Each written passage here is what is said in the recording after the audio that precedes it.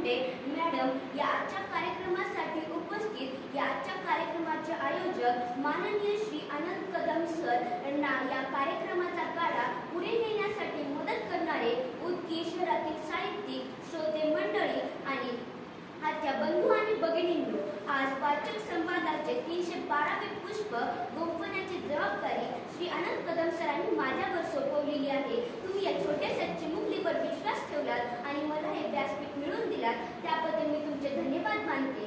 ज्यांनी मला बोलायला शिकवलं, वागायला शिकवलं आणि जगायला शिकवलं अशी माझी आई भाग्यश्री मुंडे आणि माझे बाबा डॉक्टर ज्ञानोबा मुंडे यांच्या चरणी नतमस्तक होऊन मी माझ्या विषयाला सुरुवात करते. सर्वांना माझा नमस्कार. मी प्रियंका ज्ञानोबा मुंडे, वर्ग 6 टाइम्स पब्लिक स्कूल उदगीर. आज मी तुम्हाला पॅटर्न शिवरायांचा या पुस्तकाविषयी थोडक्यात माहिती सांगणार आहे. हे पुस्तक 240 पेजेसचे असून या पुस्तकाचे लेखक प्राध्यापक सतीश कुंडाळे सर हे आहेत. या बालवाचक संवादासाठी या पुस्तकाचे वाचन मी 3 वेळा केलेले आहे. हे 240 पेजेसचं पुस्तक 1 तासात मांडण्याचं खूप मोठं आव्हान माझ्यासमोर आहे आणि तुम्ही जो माझ्यावर विश्वास ठेवलात त्या विश्वासाला तडा जाऊ देणार नाही असा मी तुम्हाला शब्द देऊन मी माझ्या विषयाला सुरुवात करते. माझ्या तेजस्वी महापराक्रमी शिवराया तुम्हा मी वंदन करत आहे. सकल गाथा सुरू करावी कुठून आणि संपवावी हा पेच आहे. मी जन्मल्यापासून माझ्या श्वासात तुमचाच प्राणवायू आहे. माझ्या जागरूक डोळ्यात 3 समुद्राचा किनारा आहे. माझे पाय सह्याद्रीवर आणि नजर हिमालयावर आहे. सळसळणाऱ्या धमन्यातून गंगा यमुनेचा प्रवाह आहे. काळ्या कसदार मातीचा कपाळावर शिवटिळा आहे. काळ्या कसदार मातीचा कपाळावर शिवटिळा आहे. आपल्या भारत देशावर इंग्रजांनी जवळपास 150 वर्ष राज्य केले. भगतसिंग, राजगुरू, सुखदेव यासारख्या वीरांच्या बलिदानातून आपल्या भारत देशाला स्वातंत्र्य मिळालेले आहे. देशभक्तांच्या त्यागातून, देशभक्तांच्या बलिदानातून नव्हे तर देशभक्तांच्या रक्ताच्या थेंबातून आपल्याला स्वातंत्र्य मिळालेलं आहे. खऱ्या अर्थानं या स्वातंत्र्य लढ्याची सुरुवात छत्रपती शिवाजी महाराजांनी केली. शिवरायांच्या या चळवळीच्या माध्यमातूनच पुढे इंग्रजांविरुद्ध लढाईची प्रेरणा मिळाली. शिवरायांचा हा लढा पूर्णपणे चालू राहिला आणि याचे रूपांतर पुन्हा स्वातंत्र्यामध्ये झाले. आज आमच्या भारत देशामध्ये भ्रष्टाचार, कुपोषण, वाढती महागाई, दहशतवाद, जातीयवाद, अंधश्रद्धा असे खूप प्रश्न निर्माण होत आहेत. खऱ्या अर्थाने सांगायचं झालं तर भारत हा तरुणांचा देश आहे. दुसऱ्या कोणत्याही देशामध्ये देशाच्या मानाने भारत देशात तरुणांची संख्या ही जास्त आहे. युवा शक्ती राष्ट्रशक्ती आहे. म्हणजेच या युवा शक्तीला शिवचरित्र वाचण्याची खूप गरज आहे.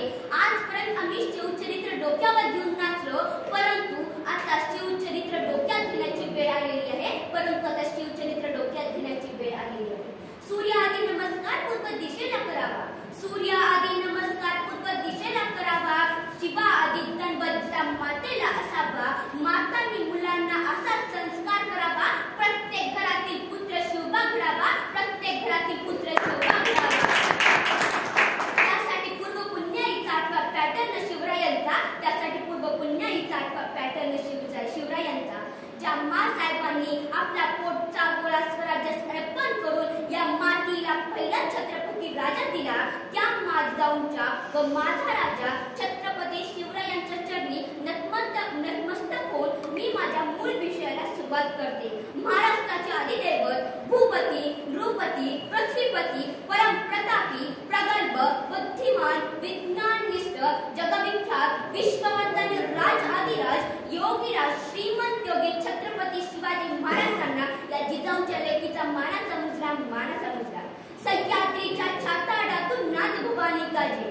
सह्याद्रीच्या छाताडातून नाद भवानी गाजे. काळजात त्या मुठा रक्तात भाती राजे. तुफान गरजतो आग ओघतो बाग मराठी माझा. सन्मान राखतो जान चोखतो तुफान मातीचा राजा. वाघाची चाल, गरुडाची नजर, स्त्रियांचा आदर, शत्रूचे मर्दन अशीच असावे मावळ्यांचे वर्तन. ही छत्रपती शिवरायांची शिकवण. ही छत्रपती शिवरायांची शिकवण.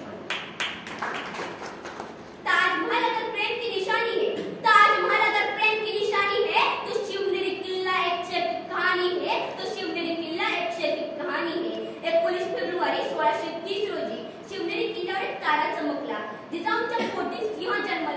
मानाचा मुजरा करते माझ्या शिवरायांना, ज्यांनी मराठी मातीत भगवा झेंडा रोवला, ज्यांनी मराठी मातीत भगवा झेंडा रोवला. माझी जाऊनी शिवबाला लहानपणीच रामायण आणि महाभारतातील शूरवीरांच्या गोष्टी सांगून शिवबामध्ये आत्मविश्वास निर्माण केला. देव, धर्म, देश आणि माणसांवर प्रेम करायला शिकवलं. रयतेची आणि आया बहिणींची इज्जत करायला शिकवलं. साधू संतांच्या चरित्रातील गोष्टी सांगून साधू संतांविषयी आदर करायला शिकवलं. जन्माला येणारी मुलं ही जवळपास सारखीच असतात, मात्र त्यांचे जीवन जसे घडविले जाते तसे ते घडत असते. हे काम माता, पिता व गुरुजनांचे असते.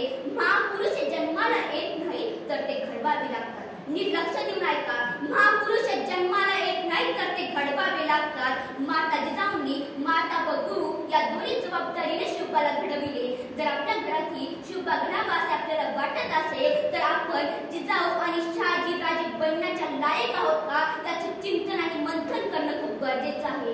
शिवरायांना यश मिळावं म्हणून माझे जाऊ उपास, तापास, गद, शांती करत बसल्या नाही, तर त्यांनी शिवरायांना उच्च दर्जाचे शिक्षण दिले, यश प्राप्तीचे शिक्षण दिले आणि त्यांना छत्रपती बनविले. याचे चिंतन करणं आम्ही खूप गरजेचं आहे. आजच्या महिला तर आपलं 25% आयुष्य उपास, तापास, व्रत, शांती करण्यातच घालत आहेत. याचा आपल्या आयुष्यावर चांगला परिणाम होतोय की वाईट परिणाम होतोय याचा विचार करण्यासाठी सुद्धा आमच्याकडे वेळ नाही. आपल्या मुलांनी प्रचंड ज्ञान साधना करावी ही तळमळ प्रथम पालकांमध्ये निर्माण झाली पाहिजे. आपली मुलं सुसंस्कारित झाली पाहिजे यासाठी पालकांनी लक्ष दिले पाहिजे. मुलांना जन्म देणे सोपे असते, परंतु आदर्श पालक होणे त्यापेक्षाही अवघड असते. म्हणून जिजाऊंची हिंमत इथे बसलेल्या प्रत्येक महिलेमध्ये निर्माण झाली पाहिजे. माता जिजाऊ म्हणजे स्वतःच्या कीर्तीवर ओळखल्या जाणाऱ्या महिला होत्या. माझी जिजाऊंना स्वतः इंग्रजी, फारसी, उर्दू, कन्नड, मराठी भाषा लिहिता व वाचता येत होत्या. त्या भाषा त्यांनी छत्रपती शिवाजी महाराजांना शिकवल्या. याचाच उपयोग पुढे छत्रपती शिवाजी महाराजांना शासन प्रशासनासाठी, पत्र व्यवहारासाठी, न्यायदानासाठी, लष्करी डावपेच, महसूल सुधारणा यासाठी झाला. माझी जिजाऊंचे जीवन हा संस्काराचा खजिना होता. मातृत्व, नेतृत्व, कर्तृत्व या 3 गुणांचा संगम माता जिजाऊंमध्ये होता.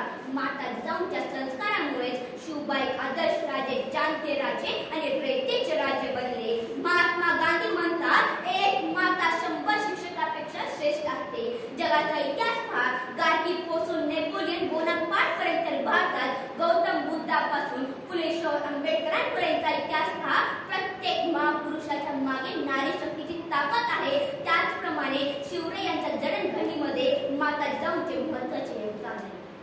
प्रेरणा ही चांगली व वाईट या 2 प्रकारची असते. माझी जिजाऊंनी शिवबाला नेहमी चांगलीच प्रेरणा दिली आणि माझी जिजाऊंनी शिवबाला एक सर्वात महत्त्वाची प्रेरणा दिली ती म्हणजे स्वराज्य निर्मितीची. कारण त्यांनाही काही चांगले व वाईट अनुभव होते. चांगले दिवस हे माणसाला आनंद देतात तर वाईट दिवस हे माणसाला अनुभव देतात. असाच एक जिजाऊंच्या आयुष्यात घडलेला डोळ्यात पाणी येणारा प्रसंग आज मी तुमच्या समोर सांगणार आहे. तुम्ही शांत चित्ताने ऐकून घ्यावे ही माझी नम्र विनंती आहे. शहाजीराजे आणि जिजाऊंचे लग्न होऊन काही महिने झाले होते. त्यावेळी शहाजीराजे निजामाकडे नोकरीला होते. नोकरी कसली की एक प्रकारची चाकरीच होती. नोकरीसाठी त्यांना काही काळ दौलताबादला राहणं भाग होतं. त्यामुळे त्यांनी जिजाऊंनाही सोबत घेतलं. एके दिवशी निजामाचा दरबार बरखास्त झाला आणि सर्व सरदार घरोघरी जाण्यासाठी निघाले आणि लखुजी जाधव तर अर्ध्या रस्त्यात पोहोचले सुद्धा. हे लखुजी जाधव म्हणजे जिजाऊंचे वडील आणि शहाजी राजांचे सासरे होते. एवढ्यात आरडाओरडा सुरू झाली. आरोळ्यातील काळ्या उठल्या. रस्त्यामुळे तिकडे पळू लागले. कारण सरदार खंडागळ्याचा हाती मातला होता, पिसाळला होता. हत्तीला आवरण्याची मात्र कोणाची हिंमत होत नव्हती. मात्र तिथे वीर होता, त्याचे नाव दत्ताजी जाधव. हे दत्ताजी जाधव म्हणजे जिजाऊंचे लाडके भाऊ, लखुजी जाधवांचे लाडके पुत्र आणि शहाजी राजांचे मेहुणे होते. दत्ताजींनी आपल्या सैन्याला पाचारण केले आणि हत्तीला थांबवण्याचा आदेश सोडला. दत्ताजीचे सैनिक हत्तीवर चाल करून गेले, परंतु त्यांची चाल व्यर्थ गेली. हत्तीने कोणाला आपल्या सोंडेने मारले तर कोणाच्या बरगड्याचा चुराडा करून टाकला. म्हणून दत्ताजीचे सैनिक वाट मिळेल त्या रस्त्याने पळू लागले. आपल्या सैनिकाची माघार दत्ताजींना मुळी सुद्धा आवडली नाही. त्या प्रसंगी दत्ताजीने आपल्या कमरेचे शमशेर काढले आणि हत्तीवर चाल केली. परंतु त्या वाचवण्याचा प्रयत्न एक वीर करत होता. त्याचे नाव संभाजी भोसले. हे संभाजी भोसले म्हणजे शहाजी राजांचे वडील आणि जिजाऊंचे दीर होते. संभाजीराजे दत्ताजी जाधवांना म्हणाले, दत्ताजी आवरा स्वतःला, हत्तीला मारण्यात काही अर्थ नाही, परंतु आवडतात आणि माघार घेतात ते दत्ताजी कसले. दत्ताजीने आपल्या कंबरेचे संशय काढले आणि हत्तीवर चाल केली आणि हत्तीची मान धडा वेगळी केली. सगळ्यांनी सुटकेचा श्वास घेतला आणि हत्ती जमिनीवर कोसळला तो कायमचा. हा प्रसंग एवढ्यावरच थांबला नाही. हत्तीच्या रक्ताने माखलेली तलवार पुढे दत्ताजीने चालवली ती संभाजीवरती, कारण त्यांना मनोमनी राग व संताप होता. संभाजीने हत्तीला वाचवण्याचा प्रयत्न का केला म्हणून आता दत्ताजीमध्ये आणि संभाजीमध्ये लढाईची सुरुवात झाली. संभाजीने एक जोरदार प्रहार दत्ताजीवरती केला. तो घाव दत्ताजीच्या डोक्यावर बसला. हे दत्ताजीच्या डोक्यातून रक्ताच्या चिरकांड्या उडाल्या. तेव्हा दत्ताजी जाधव जमिनीवर कोसळले ते कायमचेच. मरगत झालेल्या लखुजी जाधवांना ही वार्ता लगेचच समजली. हे लखुजी जाधव म्हणजे जिजाऊंचे वडील होते. आपल्या मुलाचा मृत्यू झाला हे कळाल्यावर त्यांच्या तळ पायाची आग मस्तकाला जाऊन टेकली आणि त्यांनी तेथे दौलताबादला येऊन थांबले. इकडे निजाम आपल्या राजमहालामध्ये कुत्सित बुद्धीने हा करत हसत होता. त्याच्या मनात असते तर त्याने युद्ध थांबविले असते, परंतु थांबविणार कशासाठी? त्याच्या मनासाठीच हे सर्व काही घडत होते. आता लखुजी जाधवांमध्ये आणि संभाजी राजांमध्ये लढाईची सुरुवात झाली. लखुजी जाधवांनी संभाजीला मारले आणि संभाजी जमिनीवर कोसळले कायमचेच. इथं मृत्यूचा बदला मृत्यूने घेतला जात होता. दोन पराक्रमी हिंदू पुरुष मारले गेले. आता निजाम आपल्या राजमहालातून खाली उतरला आणि दोन्ही पक्षाचं सांत्वन करण्याचं नाटक करू लागला. आता इतर रक्ताच्या धारा संपल्या आणि सुरू झाल्या त्या अश्रूच्या धारा. जाधव रडत होते दत्ताजीसाठी, भोसले रडत होते संभाजीसाठी, परंतु जिजाऊंनी रडावे कोणासाठी? आपला लाडका भाऊ मेला म्हणून दत्ताजीसाठी, की आपला लाडका दीर मेला म्हणून संभाजीसाठी. अरे मर्द मावळे कसे झाले असे यावनाचे भक्त. अरे मर्द मावळे कसे झाले असे यावनाचे भक्त. त्यामुळे मावळ्यांच्या तलवारीला मावळ्यांचेच रक्त. इथं हर हर महादेवाची हवा पाहिजे. स्वराज्य निर्माण करायला आता आपणच पुढे आलं पाहिजे. स्वराज्य निर्माण करायला आता आपणच पुढे आलं पाहिजे.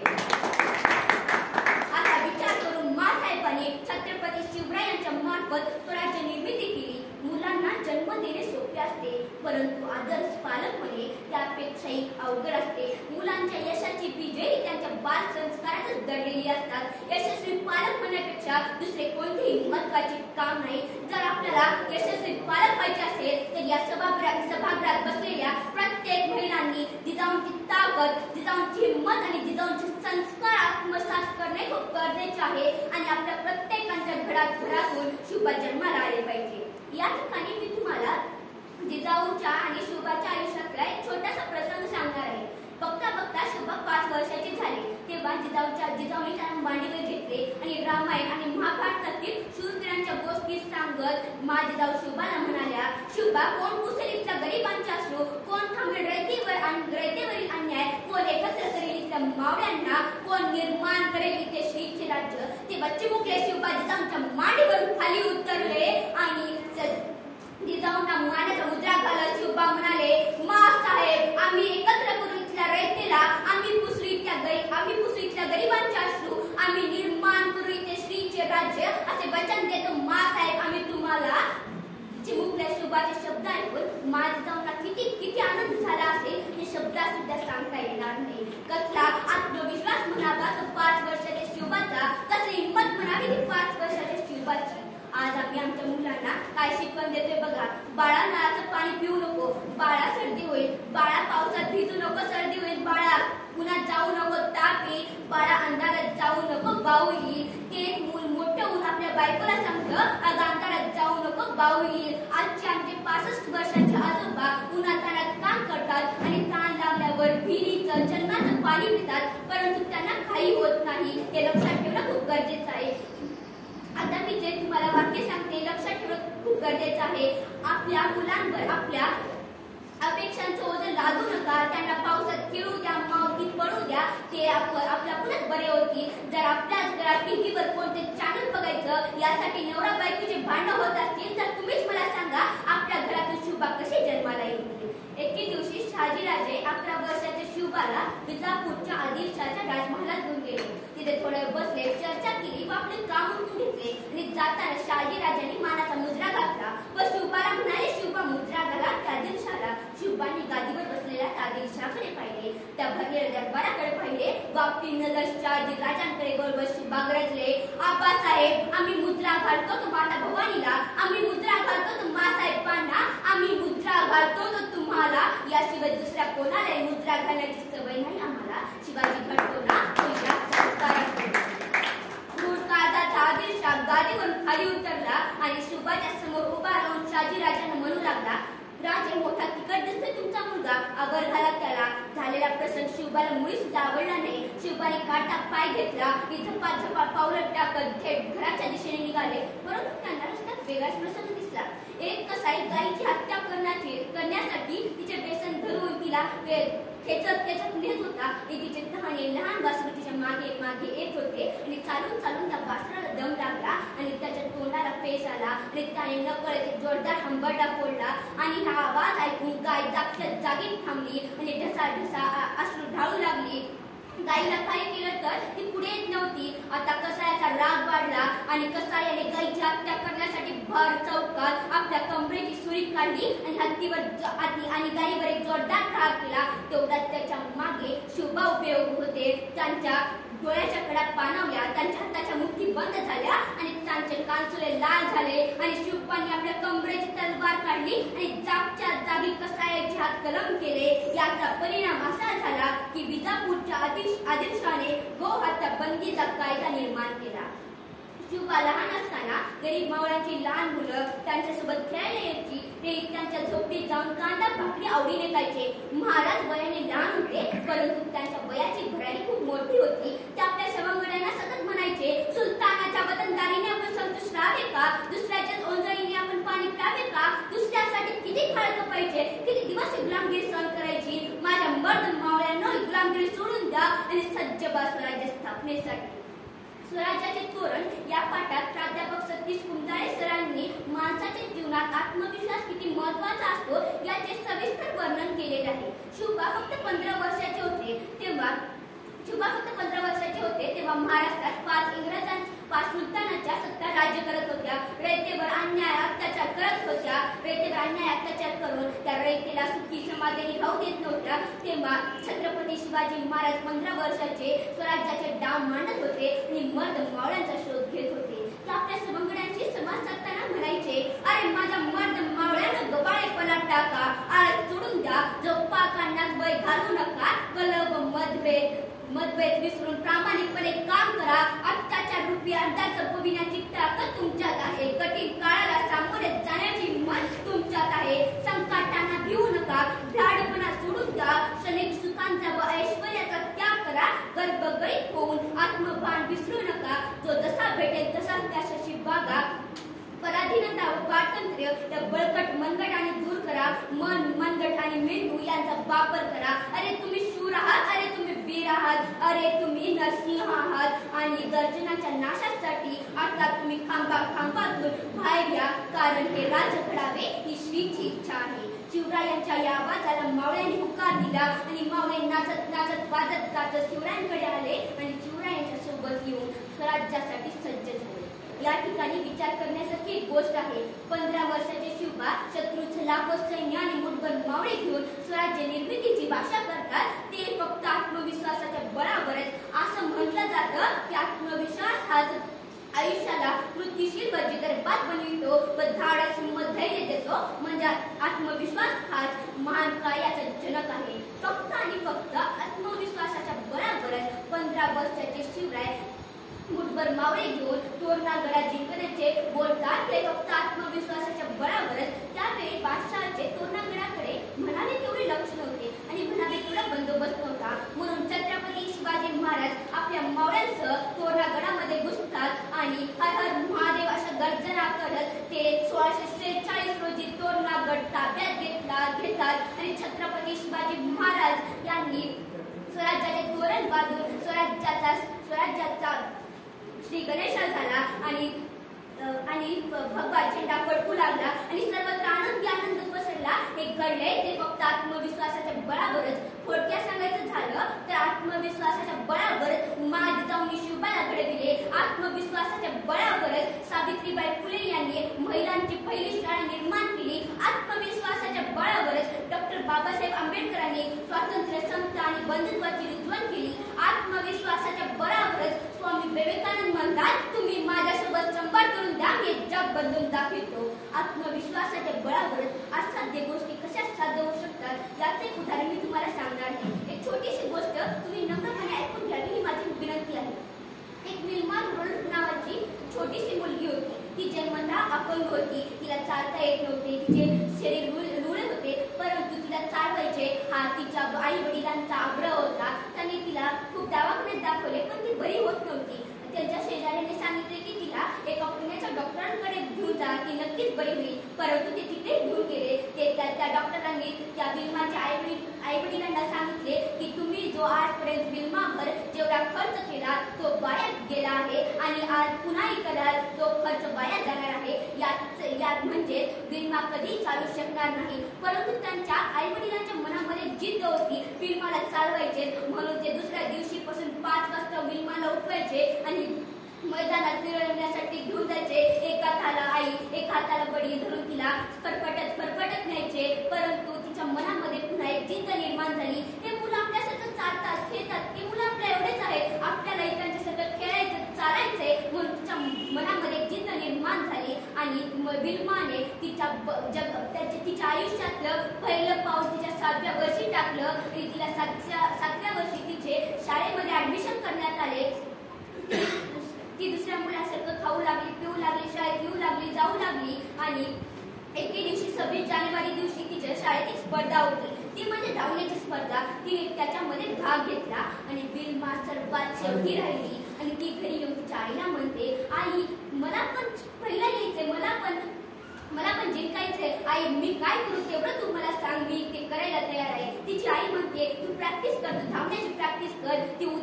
ती दुसऱ्या दिवशीपासूनच सकाळी 5 वाजता उठायची आणि प्रॅक्टिस करायची. अशीच तिने 1 वर्ष प्रॅक्टिस केली आणि दुसऱ्या वर्षी तिच्या शाळेमध्ये 26 जानेवारी दिवशी परीक्षेचा धावण्याच्या स्पर्धेचा दिवस उगवला. तिने त्या स्पर्धेमध्ये भाग घेतला आणि विल्माने सर्वात पहिला क्रमांक मिळवला. तिने शाळेमधून पहिला क्रमांक मिळवला, तालुक्यामधून, जिल्ह्यामधून, राज्यामधून आणि 1962 रोजी विल्माने ऑलिम्पिकची स्पर्धा जिंकली आणि जगातील सर्वोत्कृष्ट अशी धावपटू ती घडली. आमच्याकडे हात पाय सगळंच आहे, पण आम्ही का करू शकत नाही? विल्माला चालता येत नव्हतं. तिने प्रॅक्टिस करून ती घडली आणि सर्वोत्कृष्ट अशी धावपटू बनली. आपल्याकडे हात पाय सर्व काही आहे, आपल्याला सुद्धा आपल्या मनामध्ये जिद्द निर्माण करायची आहे. शिवाजी या शब्दाचा सरळ अर्थ बघा. शी म्हणजे शिस्तीने, बा म्हणजे बाबूल, जी म्हणजे जग जिंकणारा, शिस्तीने बाबूल जग जिंकणारा राजा म्हणजे छत्रपती शिवराय. आता या शिवाजी शब्दाचा उलटा शब्द पहा, जीवाशी.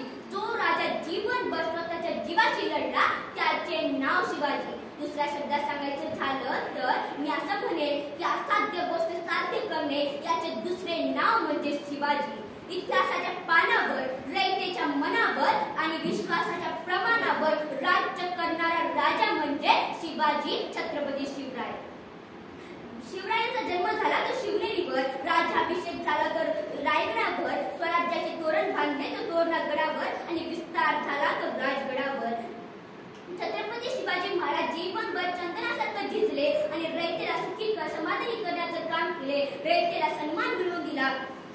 शिवरायांनी अनेक किल्ले बांधले जसे की कोंढाणा, रायगड, राजगड, परंतु एका सुद्धा किल्ल्याला त्यांनी स्वतःचे नाव दिले नाही, आपल्या पत्नीचे नाव दिले नाही, आपल्या स्वतःच्या पोटच्या पोराचे नाव दिले नाही आणि आपल्या आई वडिलांचे सुद्धा नाव दिले नाही. आजचे पोरं कुठे सहलीला एक गड बघण्यासाठी गेले तर त्या गडाच्या भिंतीवर, त्या गडाच्या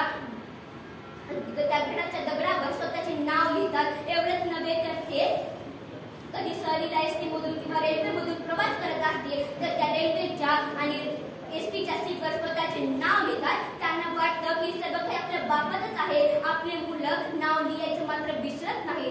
या ठिकाणी मला कर्मवीर भाऊराव पाटलांच्या आयुष्यातला एक प्रसंग आठवतो. कर्मवीर भाऊराव पाटलांनी एक रयत शिक्षण संस्थेची स्थापना केली आणि कर्मवीर भाऊराव पाटलांकडे एक माणूस आला आणि तो म्हणाला, तुम्ही तुमच्या शिक्षण संस्थेला माझे नाव द्या, मी तुम्हाला 1,00,000 रुपये देईन. परंतु त्यावेळीचे कर्मवीर भाऊराव पाटलांच्या कोणते शब्द आपल्याला विचार करायला लावणारे शब्द होते. कर्मवीर भाऊराव पाटलांनी त्या माणसाला म्हणाले, एखादी वेळेस मी माझ्या बापाचं नाव बदले, परंतु शिक्षण संस्थेचं नाव बदलणार नाही. याचा विचार करणं गरजेचं आहे.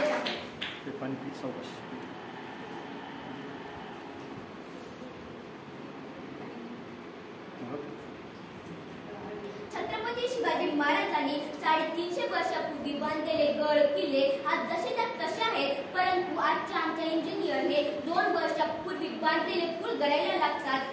ही एक दुर्दैवाची गोष्ट आहे. त्यासाठी आपल्याला आधीच्या किल्ल्याच्या मजबूतीचा अभ्यास करण्याची खूप गरज आहे.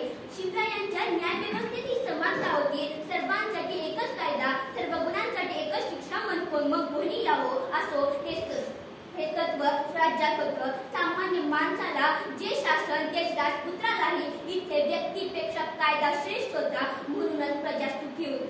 शिवरायांच्या किल्ल्या काळामध्ये नियमांचे कसे पालन होत होते याचे आज मी तुम्हाला उदाहरण सांगणार आहे. एके दिवशी मध्यरात्री छत्रपती शिवाजी महाराज पन्हाळा गडाच्या दरवाजापाशी येऊन थांबले आणि रखवालदाराला म्हणू लागले की शत्रू माझ्या पाठीवर आहे, दरवाजा उघड. तेव्हा रखवालदार छत्रपती शिवाजी महाराजांना म्हणतो, रात्रीच्या वेळी कोणत्याही परिस्थितीत दरवाजा उघडायचे नाही. हा किल्ल्याचा नियम आहे, हा किल्ल्याचा आदेश आहे. परंतु आपण सूर्योदय होजेपर्यंत आपण वाट पाहावी. शत्रू दरवाजापर्यंत येणार नाही याची काळजी आम्ही घेऊ. आणि छत्रपती शिवाजी महाराजांच्या रक्षणासाठी स्वतः हवालदार सैन्यासह पन्हाळा गडाच्या तटावर उभा राहिला आणि सूर्योदय झाल्यानंतर त्याने दरवाजा उघडला आणि आपले हात बांधून छत्रपती शिवाजी महाराजांची माफी मागू लागला. त्याची शिस्त पाहून छत्रपती शिवाजी महाराजांनी त्याचा गौरव केला, त्याला बक्षीस दिले. असे होते आमचे मावळे. त्यांच्याकडे इमान होता, बेईमानी नव्हती, चांगुलपणा होता, हरामखोरी नव्हती, स्वाभिमान होता, लाचारी नव्हती. म्हणूनच स्वराज्य शिस्त होती, म्हणूनच स्वराज्य शिस्त होती. शिवरायांचा गनिमी कावा या पाठात प्राध्यापक कुंटाळे सरांनी एक खूप छान उदाहरण सांगितलेलं आहे. ते उदाहरण मी आज तुमच्या समोर सादर करणार आहे. तुम्ही शांत चित्ताने ऐकून घ्यावी ही माझी नम्र विनंती आहे.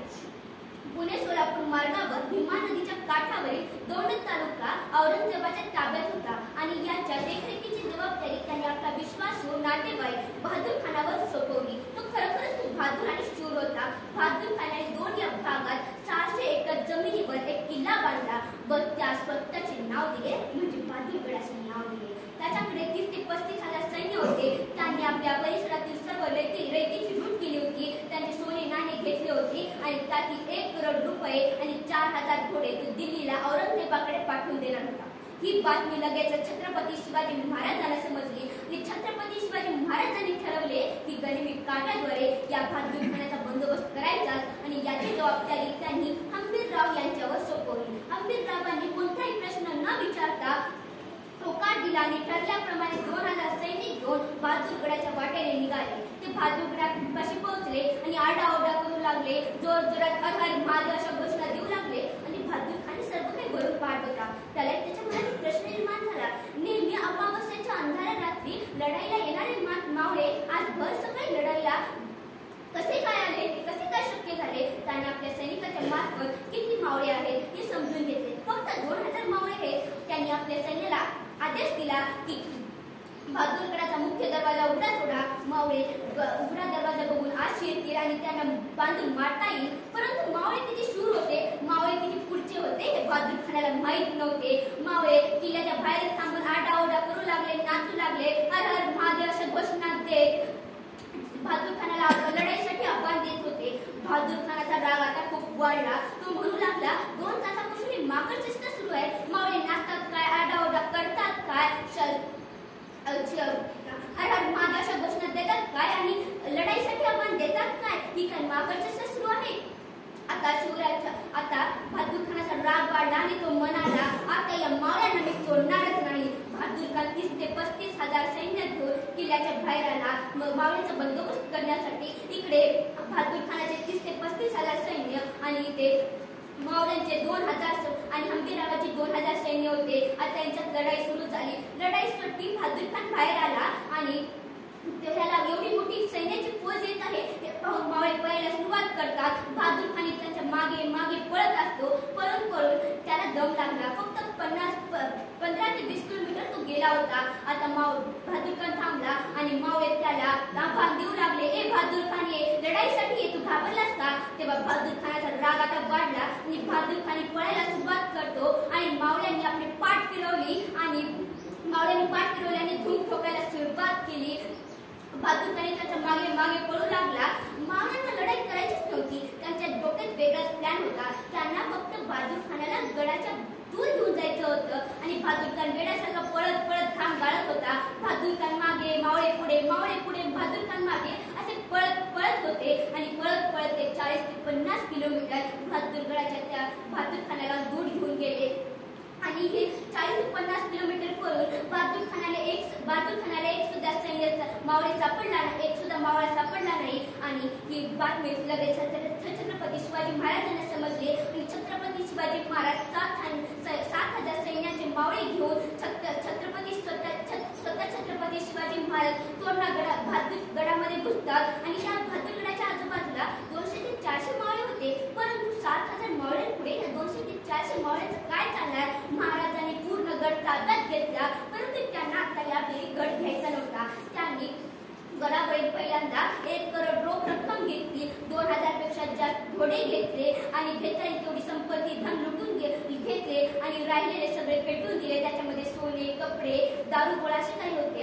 आता बहादूरगडाची पायरी तेव्हा आगच दिसत होती. बहादूरगडामधून धूर निघत होता आणि हे सर्व करून छत्रपती शिवाजी महाराज सुखरूपपणे रायगडावर पोहोचले आणि हंबीररावही बहादूर खानाला वाटलं पाठवून देऊन पुणे मार्गे रायगडावर पोहोचले. याच्यामध्ये विशेष धैर्य ठरले. याच्यामध्ये एक सुद्धा मावळा गमावला नाही आणि सर्व धन त्यांनी गरिबांना वाटले. गरिबी काव्याने कोणत्याही तांत्रिक शक्तीला नमावित आहे ते शिवरायांनी त्या काळात दाखवून दिले आहे. ही आम्ही समजून घेण्याची गरज आहे. शिवराय अलौकिक बुद्धीमध्ये जे धनी होते त्यांनी दुष्टांना छाटले व ते धन गरिबांना वाटले. शक्तीपेक्षा युक्ती कशी श्रेष्ठ असते हे शिवरायांनी साध्य करून दाखविले. स्वराज्य कृषी प्रधान आहे. स्वराज्यात शेतीच हा खूप प्रमुख व्यवसाय आहे. ते जाणून घेऊन छत्रपती शिवाजी महाराज म्हणत होते, शेतकरी सुखी तर सर्व राज्य सुखी हे सूत्र निर्माण केले छत्रपती शिवाजी महाराजांनी. आणि राज्यातील शेतकरी सुखी समाधानाने राहायला पाहिजे, स्वाभिमानाने तो जीवन जगला पाहिजे, यासाठी छत्रपती शिवाजी महाराज प्रयत्न करत होते. आणि त्यांनी एक आदेश काढला होता, शेतकऱ्यांच्या भाजीच्या देठाला सुद्धा हात लावा तर याद राखा हात कलम केले जातील, असा आदेश छत्रपती शिवाजी महाराजांनी निर्माण केला. सज्जनांना राखावे, निर्जनांना ठेचावे, हा छत्रपती शिवाजी महाराजांचा बाणा होता. शिवरायांच्या काळात चारा घोटाळा, चेन घोटाळा नव्हता. ते विशेष होते. आजच्या शेतकऱ्याला त्याच्या शेतमालाला योग्य भाव मिळत नसला तर तो शेतकरी आत्महत्येच्या वाटेला जातोय. आजच्या शेतकऱ्यांना मरणाची किंमत द्यायची गरज नसून जगण्याची हिंमत देण्याची गरज आहे. शेतकऱ्यांच्या आत्महत्येचं प्रकरण थांबलं पाहिजे. यासाठी आपल्याला शिवचरित्र वाचणे खूप गरजेचं आहे. शिवचरित्रातून आपल्याला खूप काही माहिती मिळते. पर्यावरण संवर्धन करणे खूप गरजेचे आहे. जल संवर्धन, पर्यावरण संवर्धन, मृदा संवर्धन ही काळाची गरज आहे. जर आपण पर्यावरणाकडे असं दुर्लक्ष ठेवत राहिलो तर या मराठवाड्याचं वाळवंट बनल्याशिवाय राहणार नाही. ही गोष्ट तुम्ही याद राखा. पाणी आटवा, पाणी जिरवा ही पद्धत शिवरायांनी त्या काळात सुरुवात केली होती. झाडे लावा, झाडे जगवा हे मूलमंत्र शिवरायांनी त्या काळात दिले होते. शिवरायांनी सर्व जाती धर्मांच्या लोकांना एकत्रित करून त्यांना समतेची वागणूक दिली. आपण एक गोष्ट लक्षात ठेवणे खूप गरजेचे आहे. छत्रपती शिवाजी महाराज मुस्लिमांचे विरोधक नव्हते. त्यांचे विश्वासू मावळे अर्धेतर मुस्लिमच होते. शिवराय एकदम म्हणाले होते, भुकेल्यांना अन्न देणे, तहानलेल्यांना पाणी देणे, गरजूंना मदत करणे आणि माणसाला माणूस म्हणून जगण्याचा हक्क देणे हाच खरा धर्म आहे. या संदर्भात विवेकानंद म्हणतात, धर्म जोड़ता है तोड़ता नहीं, धर्म जोड़ता है तोड़ता नहीं और यह सही है कि तोड़फोड़ से कभी न होता नया राष्ट्र निर्माण है. यह सही है कि तोड़फोड़ से कभी न होता नया राष्ट्र निर्माण है. छत्रपती शिवरायांचे चरित्र हे माधवच्या संस्कारातूनच घडले. या संदर्भात आज मी तुम्हाला एक प्रसंग सांगणार आहे. एके दिवशी राजमहालामध्ये महिलांचे नृत्य चालू होते आणि 7 वर्षाचे शिवराय ते पडद्याच्या मागून पाहत होते. हे माधवने पाहिले व मासाहेब जोरदार कराडला, राजे आम्हाला बाई बायकांना नाचवणारा शिवराय नको आहे, तर बायकांना वाचवणारा शिवराय हवा आहे. बालपणीच्या या संस्कारातूनच पर स्त्रीला मातेप्रमाण मानणारे हे माझे छत्रपती राजे घडले आणि आयुष्यभर स्त्रियांच्या सन्मानासाठी व रक्षणासाठी कार्य केले. शिवरायांचे चरित्र या संदर्भात मी तुम्हाला एक प्रसंग सांगणार आहे. औरंगजेबाचा मामा म्हणजे साहित्य खान, तो पुण्यावरून चाल करून आला होता आणि तो शिवराय यांच्या लाल महालामध्ये मुक्काम ठोकला आणि त्यावेळी छत्रपती शिवाजी महाराजांनी मनामध्ये ठरवले की आता या खानाला मी सोडणार नाही आणि त्या एका रात्री त्यांनी एक हल्ला केला आणि त्या हल्ल्यामध्ये खानाची 3 बोटे कापली गेली. तिथे सर्वत्र आरडाओरडा सुरू झाली, सर्वत्र गोंधळ झाला आणि तेवढ्यात खानाची बहीण आली आणि म्हणाली, भाईजान मेरी बेटी लापत आहे. तेव्हा छाटलेल्या बोटाकडे बघत खान तिच्या बहिणीला म्हणाला, शिवाजीची माणसं तिला पळविणार नाही. जर त्यांनी तिला पळविले असले तरी बेफिक्र राहा. शिवाजीची माणसं तिची काळजी पोटच्या पोरीसारखी घेतील. शिवरायांच्या शत्रूला सुद्धा किती त्यांच्या चरित्रावर विश्वास होता हे सांगता येणार नाही. शिवरायांच्या चरित्रासंदर्भात मी तुम्हाला आणखी एक प्रसंग सांगणार आहे. हिरकण नावाची गवळण रायगडावर नेहमी दूध विकण्यासाठी येत होती. एके दिवशी तिला दूध विकत कधी अंदाज झाला कळालेच नाही. ती घरी जाण्यासाठी पटपट रायगडाच्या पायऱ्या उतरू लागली, परंतु एका रखवालदाराने रायगडाचा मुख्य दरवाजा बंद केला. ती हिरकण त्या हवालदाराला म्हणू लागली, भाऊ दरवाजा उघडा, मला घरी जायचे. तेव्हा तो हवालदार तिला म्हणाला, रात्रीच्या वेळी कोणत्याही परिस्थितीत दरवाजा उघडायचे नाही, हा किल्ल्याचा नियम आहे. आपण सूर्योदयापर्यंत ही वाट पाहावी ही माझी नम्र विनंती आहे. परंतु हिरकणीला तिचा पोटचं ताणलेलं मूल तिला तिच्या डोळ्यासमोर दिसत होतं. ते ताणलेलं मूल एकटंच घरी होतं. ती गडात खाली उतरून जाण्यासाठी कोणता मार्ग आहे का बघत होती आणि तेवढ्यात तिला चंद्राच्या चांदण्यात तिला एक मार्ग सापडला आणि ती गडाच्या खाली उतरू लागली, सरसर उतरू लागली आणि थोडीशी चूक झाली असली तर तिला तिचे मरण दिसत होते, कारण खाली मोठी दरी होती आणि शेवटी मातृशक्तीचा विजय झाला. यशस्वीपणे हिरकणीने सर्व गड खाली उतरला आणि आपल्या पोटच्या पोराला हृदयाशी लावत मायेची जीव देऊ लागली. आता हिरकणीने नियमांचा भंग केलाय, नियमांचे पालन केले नाही ही वार्ता लगेच छत्रपती शिवाजी महाराजांना गुप्त हिरामार्फत कळाली. छत्रपती शिवाजी महाराजांनी हिरकणीला भर दरबारात बोलून घेतले. आता हिरकणी जायला घाबरत होती, कारण तिने नियमांचा भंग केला होता. आता तिला भीती वाटू लागली की महाराज मला फासावर चढवतील, मला दंड देतील. परंतु असे काही घडले नाही. छत्रपती शिवाजी महाराज हिरकणीला म्हणतात, ताईच्या भूमीत तुझ्यासारख्या धाडसी माता असतील, तिथे भूमिपुत्रही पराक्रमी जन्माला येतील. तिथे शत्रूही तो पराभूत होण्यासाठी महाराजांनी तिला चोळी बांगड्या साडी व रोख रक्कम देऊन तिचा सत्कार केला आणि त्या बुरुजाला हिरकणी बुरुज असे नाव दिले आणि आजही तो बुरुज रायगडावर आहे. ज्याला बाईमधली ताई कळाली तो मुक्ताईचा ज्ञाना झाला. ज्याला बाईमधली ताई कळाली तो मुक्ताईचा ज्ञाना झाला. ज्याला बाईमधली मैत्रीण कळाली तो राधेचा श्याम झाला. ज्याला बाईमधली पत्नी कळाली तो सीतेचा राम झाला आणि ज्याला बाईमधली आई कळाली तो जिजाऊंचा शिवबा झाला. छत्रपती शिवाजी महाराज श्रद्धाळू होते. चांगले श्रद्धाळू नव्हते. कधी मांजर आडवे गेले म्हणून ते लढाईला जाण्यासाठी थांबले नाही. छत्रपती शिवाजी महाराजांनी अनेक गड जिंकले होते आणि बांधले सुद्धा होते, परंतु एका सुद्धा गडाची किल्ल्याची त्यांनी वास्तुशांती केली नाही. एका सुद्धा गडाची किल्ल्याची त्यांनी सत्यनारायणाची पूजा केली नाही. हे छत्रपती महाराजांचे संस्कार होते. जिजाऊंचे छत्रपती शिवाजी महाराज लढाईला जाताना कधी मूर्त पाहिला नाही. खऱ्या अर्थाने सांगायचं झालं तर छत्रपती शिवाजी महाराजांचा श्रद्धा व अंधश्रद्धा यावर विश्वासच नव्हता. अमावस्या म्हणजे काळी रात्र त्याकाळी समजले जात होते आणि याकाळी आपण म्हणतो अमावस्याची ही काळी रात्र असते, त्या रात्री आपण बाहेर जाऊ नये ही अपशकुन असते. परंतु छत्रपती शिवाजी महाराजांनी त्यांच्या जीवनातील जेवढ्या काही लढाया लढल्या त्यातील 90% लढाया त्यांनी अमावस्याच्या अंधाऱ्या रात्री लढल्या आणि श्रद्धा अंधश्रद्धा काही नसते हे सिद्ध करून छत्रपती शिवाजी महाराजांनी दाखविले. परंतु आज स्वतःला सुशिक्षित समजणारा, विज्ञानात PhD करून स्वतःच्या नावापुढे डॉक्टरेट लावणारा माणूस शुभ अशुभ यासाठी मांजर आडवे गेले म्हणून धावावर मागे जातो, अमुक नंबरसाठी ज्यादा पैसे देतो, नवीन गाडी घेतली म्हणून त्या गाडीला लिंबू मिरची बांधतो, आपल्या घरामध्ये सुख शांती राहावी म्हणून घराच्या चौकटीवर वेगवेगळ्या रंगाच्या बावल्या टाकतो, परंतु हे अशुभ शुभ असे काही नसते. ही आजची आणि माझी आणि तुमची परिस्थिती आहे.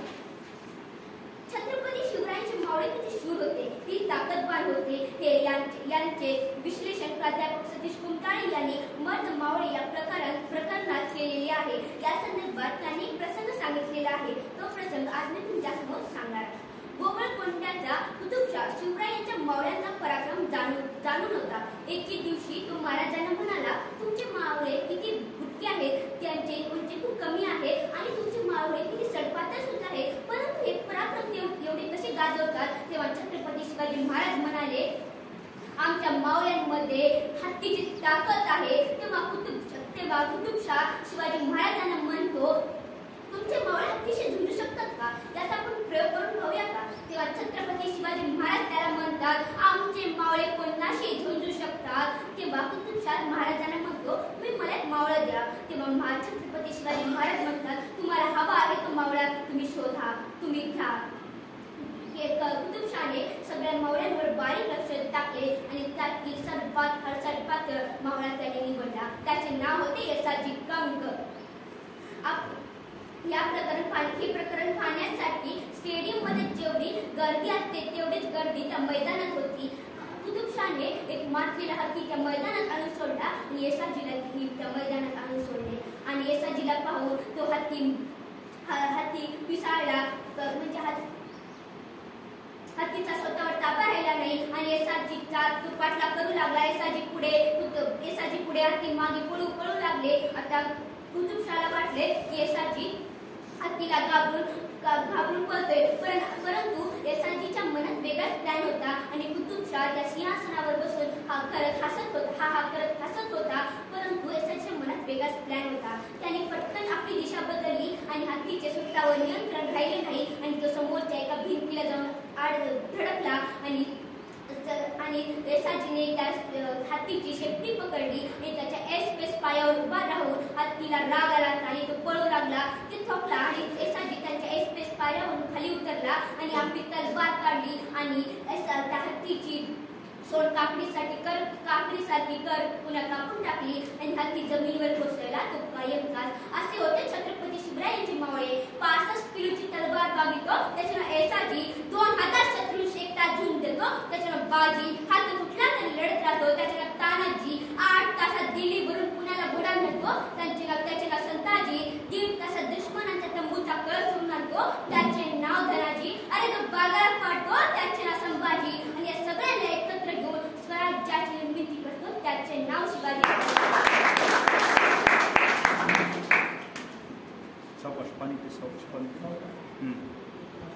तुम्ही बऱ्याच वेळापासून माझे व्याख्यान ऐकतात, परंतु मी तुमचे शेवटचे 4 ते 5 मिनिट घेईन आणि माझे व्याख्यान संपेल. प्राध्यापक सतीश कुमटाळे सरांनी मॅनेजमेंट गुरु या प्रकरणात छत्रपती शिवरायांचे अतिशय महत्त्वाचे विचार मांडलेले आहेत. ते विचार आज मी तुमच्यासोबत सादर करून दाखविणार आहे. ध्येय ठरवणे महत्त्वाचे. आपल्या जीवनात आपण ध्येय ठरवणे खूप महत्त्वाचे आहे. छत्रपती शिवाजी महाराजांचे एकच ध्येय होते, ते म्हणजे स्वराज्य निर्मितीचे आणि ते मोठे होऊन त्यांनी हे ध्येय पूर्ण करून दाखवले आणि स्वराज्य निर्मिती त्यांनी केली. आपल्या जीवनात आपण एखादं ध्येय ठरवणं खूप महत्त्वाचे आहे आणि आपण आपल्या जीवनात नक्कीच यशस्वी बनू. आत्मविश्वास. स्वतःवर ठेवलेला विश्वास म्हणजे आत्मविश्वास. छत्रपती शिवाजी महाराजांना स्वतःवर आत्मविश्वास होता की मी महिलांवरील अत्याचार थांबवेल, ते स्त्रीचे राज्य निर्माण करेल आणि त्यांनी हे सिद्ध करून दाखवले. यासाठी आपल्याला छत्रपती शिवाजी महाराजांचे विचार आत्मसात करणं खूप गरजेचं आहे आणि आपल्यावर स्वतःचा विश्वास राहिला पाहिजे, ते म्हणजे आत्मविश्वास आपल्यावर असला पाहिजे. स्वतःला ओळखा. जो स्वतःला ओळखतो तो जगाला जाणतो. छत्रपती शिवाजी महाराजांनी स्वतःमधला राजा ओळखला आणि ते मोठे होऊन स्वराज्याचे राजे बनले. त्याप्रमाणे आपल्याला सुद्धा स्वतःला ओळखणे खूप गरजेचे आहे. आपल्यामध्ये काय सुप्त गुण आहे ते शोधून काढणे खूप गरजेचे आहे. जर आपल्यामध्ये भाषण करण्याची कला असेल तर आपण मोठे होऊन एक चांगले व्याख्याते बनू शकतो. सकारात्मक विचारसरणी किंवा सकारात्मक दृष्टिकोन ठेवणे खूप गरजेचे आहे.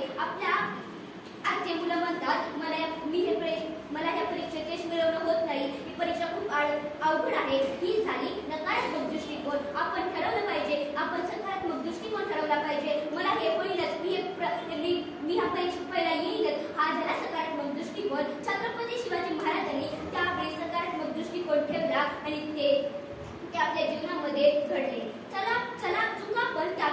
योग्य ते शिका. माणूस हा चुकीचा पुतळा आहे. माणूस हा चुकतच राहतो, परंतु एकच चूक पुन्हा करू नये ही माझी विनंती आहे. या प्रसंगी कवी कबीरदास जी म्हणतात, करो गलतियां करो, एक बार नहीं 100 बार करो, मगर पहले की हुई गलती दोबारा मत करो, मगर पहले की हुई गलती दोबारा मत करो.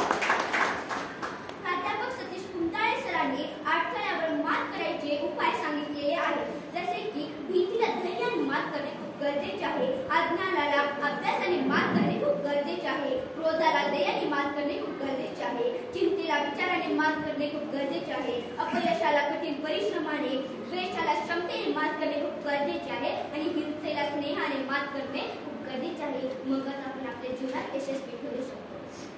थांबला तर संपला. आजच्या काळामध्ये काम करायला तर कुणालाही नको वाटत आहे. आजचा माणूस म्हणतो तेरे खाली पलंगावरी वर पंखा खाली गादी, परंतु असे होत नाही. आपल्या जीवनामध्ये आपल्याला परिश्रम करावेच लागतात, त्यामुळेच आपल्याला पैसा मिळतो आणि आपले पोट भागते. आपण आपल्या जीवनात थांबलो तर आपल्याला अन्न मिळणार नाही आणि आपण जो थांबला तो संपला.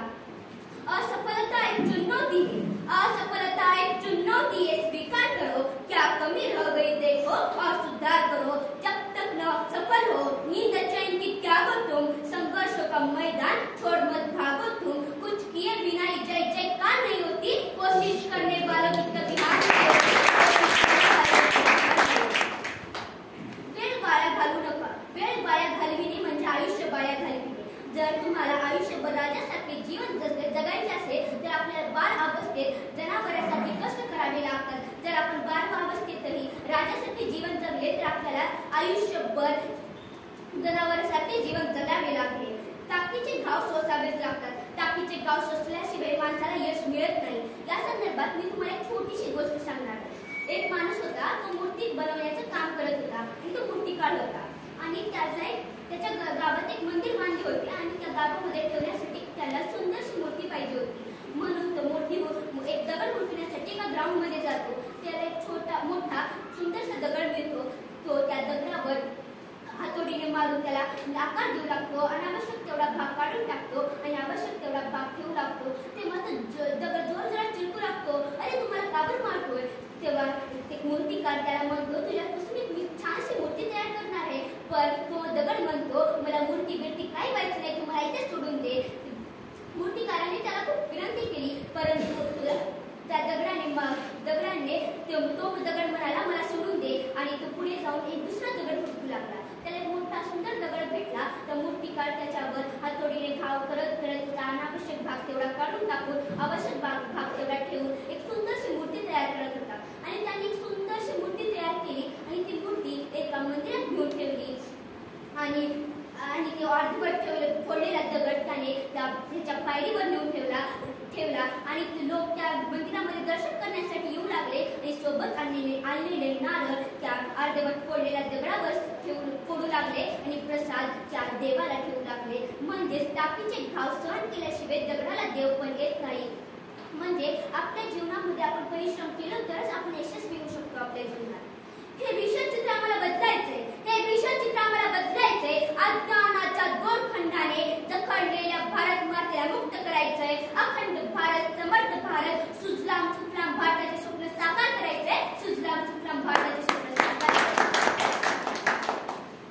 छत्रपती शिवाजी महाराज खानाच्या विरोधात लढायला जाताना महासाहेबांकडे आशीर्वाद घेण्यासाठी गेले. तेव्हा आपला एक पोरगा खानाचा सामना करायला जातोय हे पाहिल्यावर मासाहेब जोरदार करायला, राजे आम्हाला खानाचा चुकता करायलाच हवा. तुम्ही माघारी परत नाही आला तरी चालेल, पण खानाचा हिसाब चुकता झालाच पाहिजे. आज एखादं पोरग एसटी मध्ये बसून सहलीला चाललं तर मालपुराला वारंवार सांगते की बाळा मधल्या सीटवर बस बरं का, पुढून कोणी थडकलं तर तू सुरक्षित, मागून कोणी ठोकलं तर तू सुरक्षित. बाळा तू जगला पाहिजेस. आज आमची धडपड पोरांना जगविण्यासाठी धडपड आहे, पण मासाहेबांची धडपड ही शिवरायांना घडविण्यासाठीची धडपड होती. म्हणून शिवाजीराजे छत्रपती बनले.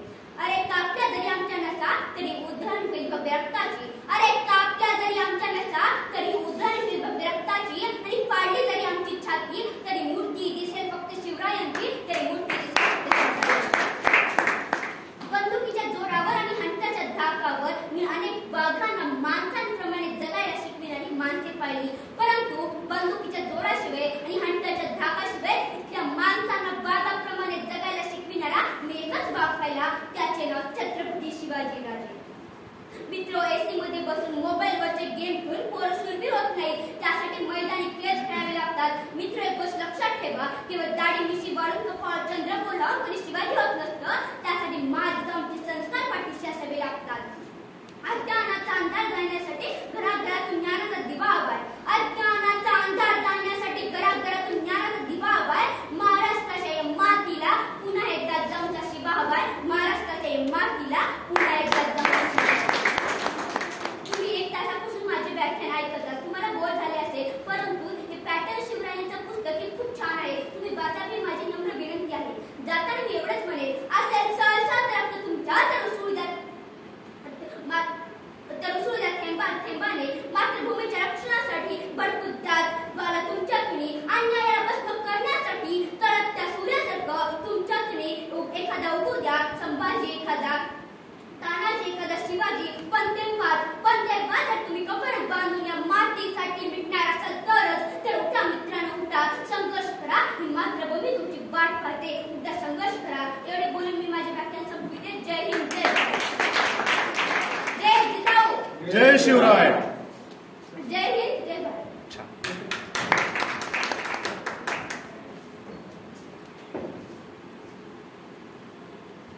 खूप खूप सुंदर. तुला हे पुस्तक वाचण्याची कशी आवड झाली? यानंतरची वेळ आहे